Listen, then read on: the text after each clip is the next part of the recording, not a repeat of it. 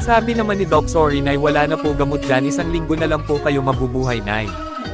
Malungkot na sinabi ng doktor. Makalipas ang ilang oras, umalis na ang doktor at pauwi na rin si Ryan. Agad-agad naman pinunasan niya ang mga luha niya sa mata, baka makita kasi ng kanyang anak. Pumatok na si Ryan sa pinto at binuksan na ng kanyang nanay. Pagpasok ni Ryan ay marami na nakahain sa lamesa na pagkain. Sabi ni Ryan sa nanay niya, "Wow, naghain ka pa talaga ng pagkain ah. Busog ako, galing ako sa bahay ng tropa ko.